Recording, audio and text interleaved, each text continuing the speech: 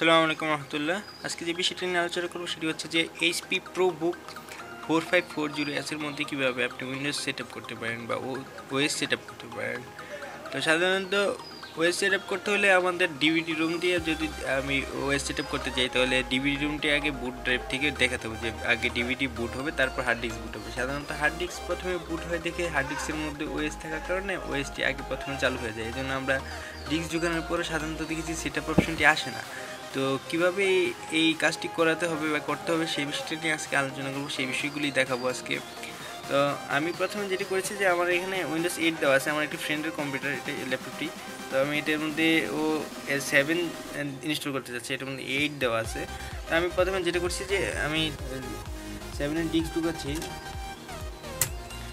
7 disk দেওয়ার পরে যেটা করতে হচ্ছে আপনার বুট ড্রাইভ থেকে আপনার বুট অপশনটি চেঞ্জ করতে হবে। তো এখান থেকে অনেকে ডিস্ক ঢোকানোর পরে সরাসরি ডিভিডি রুম থেকে ডাবল ক্লিক করে ইনস্টল দেওয়ার চেষ্টা করে, কিন্তু এভাবে ইনস্টল হয় না সাধারণত। এটা আসলে বায়োস থেকে সেট আপ করতে হবে, বায়োস থেকে সেট আপ করার পরে।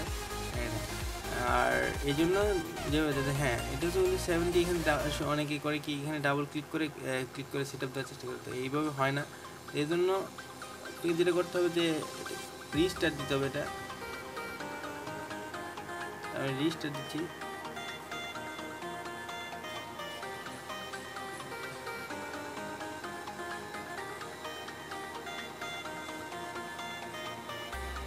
এইচপি সাধারণত এসকেপ বাটনে বুট অপশনটি থাকে, তো আমি এসকেপ বাটন চাচ্ছি। F2তেও থাকে, কারণ ল্যাপটপগুলোতে F2তেও থাকে।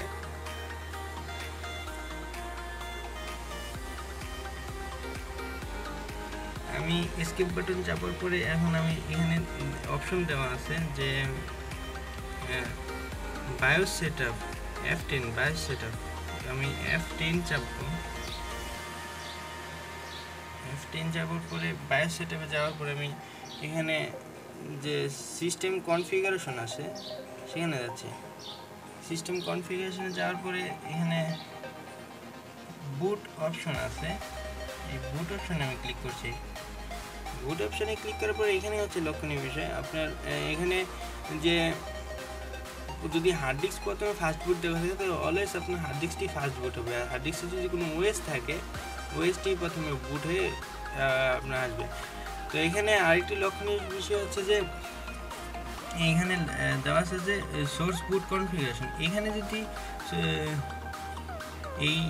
এই টিক চিহ্নগুলো যদি দেওয়া থাকে আপনার মধ্যে, এগুলি আপনি উঠিয়ে দিতে পারবেন, নাহলে আপনি ডিভিডিটা পাবে না। তো আরেকটা লক্ষণীয় বিষয় হচ্ছে যে এখানে আপনি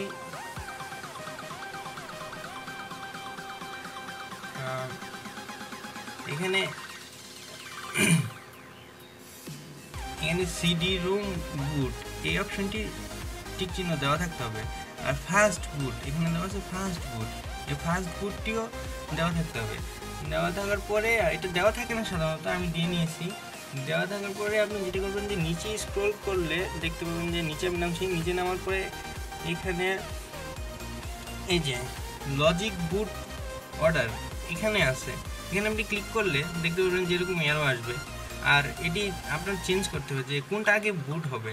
তো এখানে ইউএসবি সিডি রুম, যদি কেউ ইউএসবি সিডি রুম দিয়ে করতে চান তাহলে এটাকে আপনি উপরে উঠে দিতে হবে।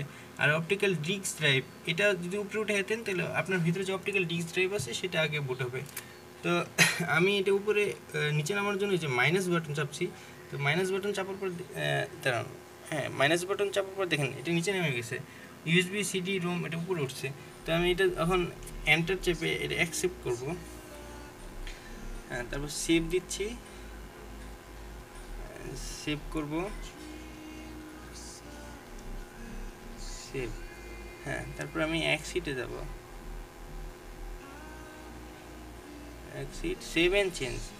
এতটুকুই কাজ করার পরে আপনার ডিস্কটি বুট হবে। তো তারপর আমি সেভ দেওয়ার পরে এসকেপ বাটন আবার চাপছি। এসকেপ বাটন যাওয়ার পর বুট অপশনগুলো আসবে যে আপনি কী কী বুট করতে যাচ্ছেন। এখানে এসকেপ বাটন চাপার পরে এখানে আসছে যে F9-এ একটা অপশন আছে যে বুট ড্রাইভ অপশন। হ্যাঁ, তো আমি F9 চাপবো।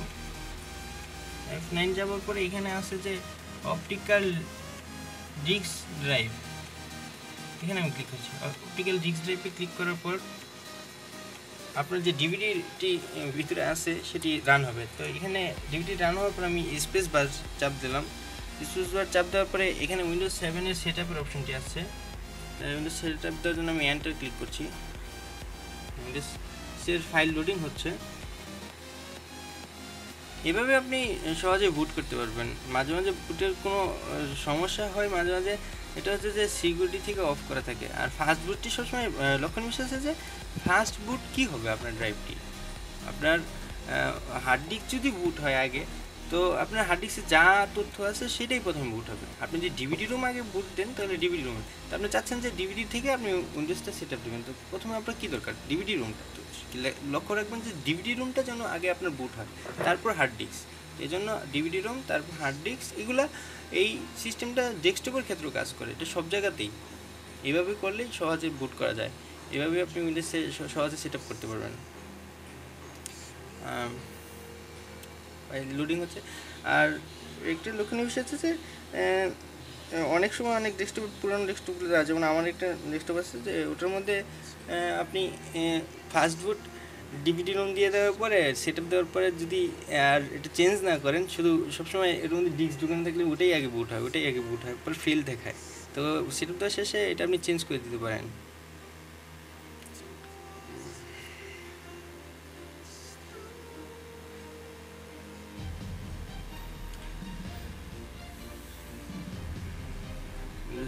লোডিং হচ্ছে।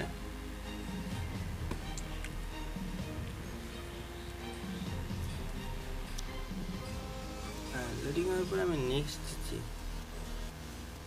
নেক্সট দেওয়ার পর ইনস্টল দিচ্ছি। ইনস্টল ক্লিক করার পর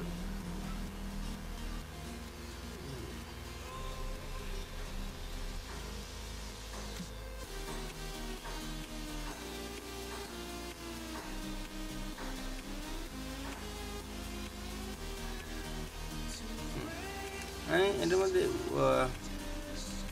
উইন্ডোজ আলটিমেট 64 বিটেরটা দেবো। 64 বিটের জন্য এখানে 64 বিট আছে। যদি 32 বিটের জন্য দেন তাহলে 86 যেটা, এটা হচ্ছে 32 বিট। ওকে, 64 বিট দেবো আলটিমেট। 64 বিট দেওয়ার পর আমি নেক্সট ক্লিক করছি। নেক্সট দেওয়ার পর এখানে আপডেট না, আমি কাস্টমভাবে দিতে যাচ্ছি।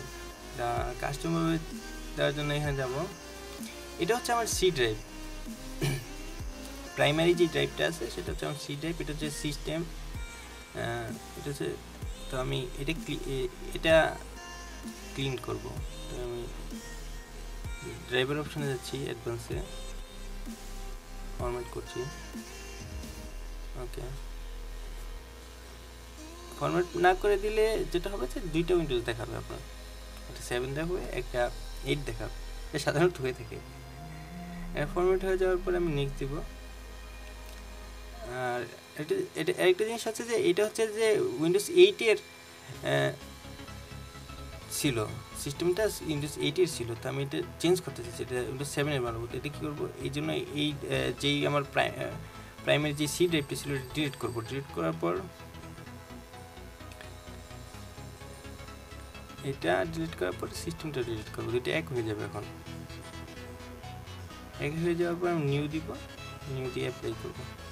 ওকে,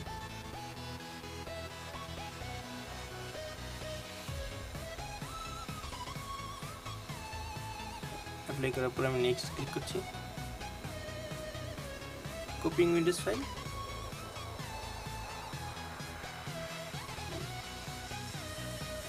তো উইন্ডোজটি সেট আপ হওয়ার পরে আপনার ল্যাপটপের যে ড্রাইভারগুলো আছে সেগুলো আপনি দিবেন। আপনি যেহেতু 64 বিটের যদি উইন্ডোজ দিয়ে থাকেন তো 64 বিটের সফটওয়্যারগুলো ইনস্টল করতে হবে, ইউটিলিটি সফটওয়্যারগুলো, ড্রাইভার সফটওয়্যারগুলো। আর যদি 32 বিটেরগুলো দিয়ে থাকেন তাহলে হয় 32 বিটেরগুলো সেট আপ করতে হবে। আমরা সাধারণত 32 বিট দিয়ে 64 বিট চেষ্টা করি, বা 64 দিয়ে 32 বিট করি। এটা মোটেও করতে চেষ্টা করবেন না। 32 বিট দিয়ে 32 বিটই দিবেন, 64 দিয়ে 64 বিটই দিবেন। এটা আপনার সফটওয়্যার প্রসেসিংয়ের ক্ষেত্রে ভালো হবে, সুবিধা হবে।